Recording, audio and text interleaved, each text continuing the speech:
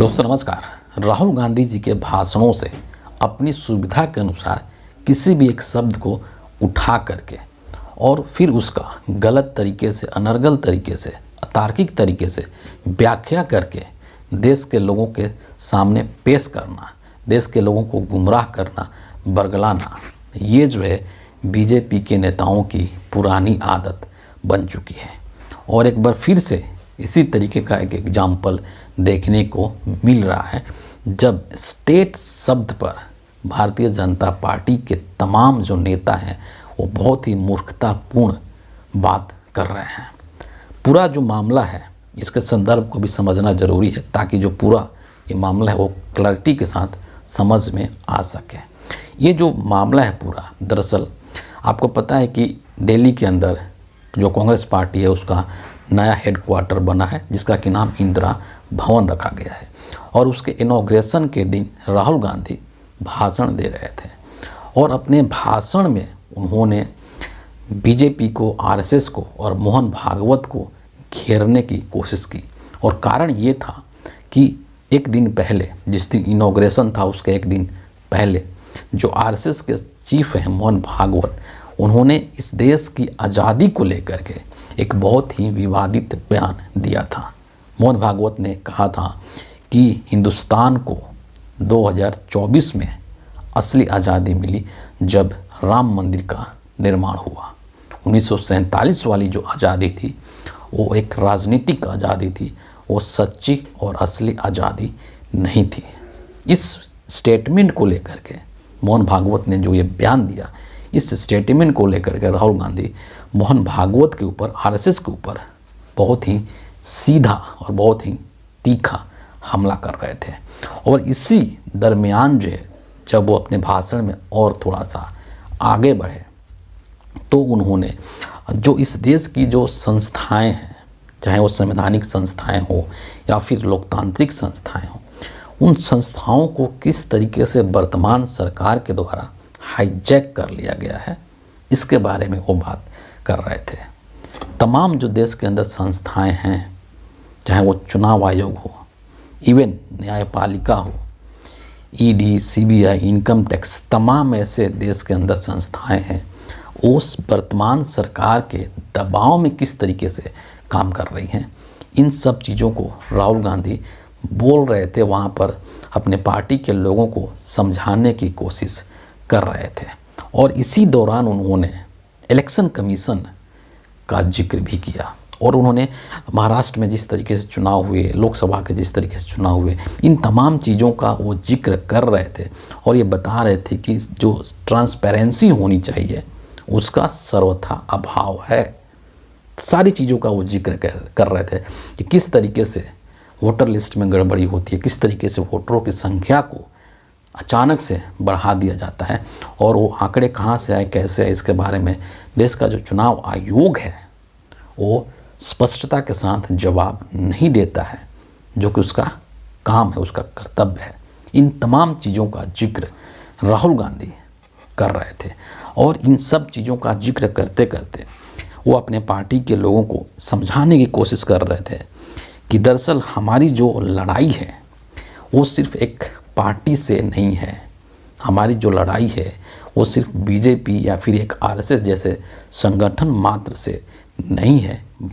और वो अपने पार्टी के लोगों को बता रहे थे कि we are now fighting the BJP, the RSS and the Indian state itself. The BJP and the RSS have captured every single institution of our country.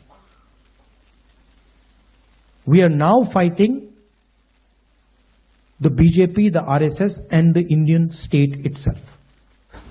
बस यहीं से ये जो स्टेट शब्द है इसको बीजेपी के लोगों ने उठा लिया और तमाम तरीके के दुष्प्रचार करना शुरू कर दिया कि राहुल गांधी जो हैं वो स्टेट के खिलाफ ही लड़ने की बात कर रहे हैं, देश के खिलाफ ही लड़ने की बात कर रहे हैं। और इस चीज़ में बीजेपी के जो तमाम लीडर्स हैं, आप ऊपर से लेकर के और नीचे तक जितने नाम गिना लीजिए, सभी लग गए।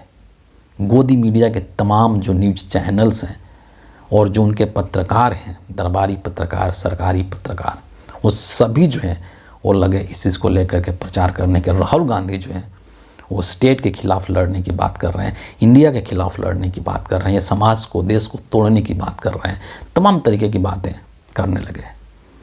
जो जेपी नड्डा हैं, जो कि वर्तमान में बीजेपी के अध्यक्ष हैं, एक तरीके से कार्यकारी अध्यक्ष हैं, बाकी के जो लोग क्या क्या बोल रहे हैं उस पर हम नहीं जाएंगे और उनका नाम भी लेना मैं यहाँ पर उचित नहीं समझता हूँ। लेकिन जेपी नड्डा चूँकि एक बीजेपी के अध्यक्ष के तौर पर अभी काम कर रहे हैं, तो इनकी बातों को यहाँ पर रखना ज़रूरी मैं समझता हूँ। और इन्होंने राहुल गांधी की स्टेटमेंट को लेकर के एक बयान दिया, एक ट्वीट किया कह लीजिए, और उस ट्वीट को मैं यहाँ पर पढ़ करके आपको ज़रूर सुनाऊँगा।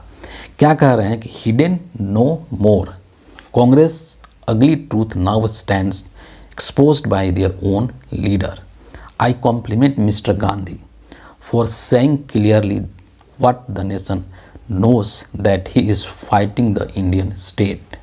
It is not a secret that Mr. Rahul Gandhi and his ecosystem have close links with urban Naxals and the deep state who want to defame, demean and discredit India. His repeated action have also strengthened this belief. Everything he has done or said has been in the direction of breaking India and dividing our society. सीधे तरीके से जो JP Nadda हैं और राहुल गांधी को तमाम चीज़ें कह डालते हैं जिसमें कि 0% भी सच्चाई नहीं है, रत्ती भर भी जिसमें कि सच्चाई नहीं है। सोचिए कि इनके संगठन आरएसएस का प्रमुख इस देश की आज़ादी का मखौल उड़ाता है, लेकिन उसके बारे में बीजेपी के लोग, गोदी मीडिया के लोग कुछ नहीं बोलते हैं। लेकिन राहुल गांधी की एक स्टेटमेंट जो कि बिल्कुल करेक्ट है, 100% करेक्ट है, पॉलिटिकली करेक्ट है, संविधान के नज़रिए से भी करेक्ट है, उसको लेकर के ये लोग इस तरीके का दुष्प्रचार कर रहे हैं और राहुल गांधी को लेकर के ये बोल रहे हैं कि ये देश को बांट रहे हैं, समाज को बांट रहे हैं, ये बला बला बला। ये है भाजपाइयों की मानसिक स्थिति कि इनको ज्ञान नहीं है कि ये क्या बोल रहे हैं, या फिर ये जानते हुए भी देश के लोगों को जानबूझ करके गुमराह कर रहे हैं। हो सकता है कि जेपी नड्डा को ये स्टेट का मतलब पता हो, लेकिन फिर भी हिंदुस्तान के लोगों की नज़र में राहुल गांधी की छवि को खराब करने के लिए जानबूझ करके इस तरीके की भ्रम फैलाने की कोशिश कर रहे हैं, इस तरह की गलतफहमी फैलाने की कोशिश कर रहे हैं और लोगों को बरगलाने की और भ्रमित करने की कोशिश कर रहे हैं। ये जो तमाम बीजेपी के लोग हैं जो इस स्टेटमेंट को लेकर के इस तरीके की बातें कर रहे हैं, वो टोटली निराधार है, बेसलेस है और वो 100% गलत है।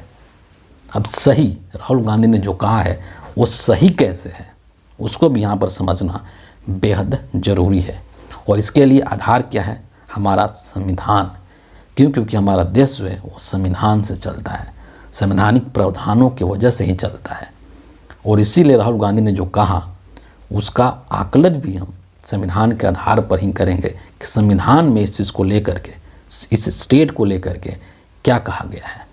देखिए, हमारे जो संविधान का आर्टिकल 12 है उसके अंदर इस स्टेट को डिफाइन किया गया है। बहुत सरल शब्द में बताने की कोशिश कर रहा हूँ मैं कि संविधान के अनुच्छेद 12 में इस स्टेट शब्द को डिफाइन किया गया है और उसमें ये चीज़ बताया गया है कि व्हाट डज स्टेट इंक्लूड।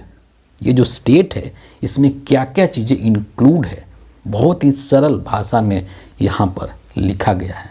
और इसमें ये चीज़ बताया गया है कि इसमें हिंदुस्तान के प्रेसिडेंट जो राष्ट्रपति हैं वो इंक्लूड हैं, द प्रेसिडेंट हैं, गवर्नर इंक्लूडेड हैं, कैबिनेट मिनिस्टर्स हैं, पुलिस है एंड ब्यूरोक्रेट्स है।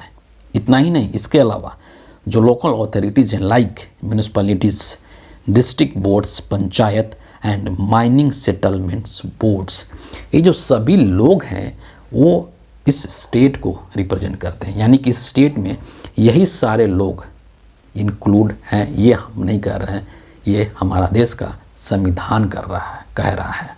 इलेक्शन कमीशन भी इसी स्टेट के अंदर इंक्लूड है। देश के अंदर जितनी संस्थाएं हैं जितने ब्यूरोक्रेट्स हैं वो सभी के सभी इस स्टेट में इंक्लूडेड हैं।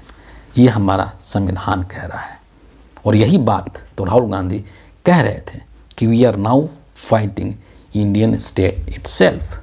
मतलब कहने का मतलब है कि इंडियन स्टेट्स के ये जो भी लोग इसमें इंक्लूडेड हैं, तमाम जो संस्थाएं हैं, उनसे भी हमारा फाइट है।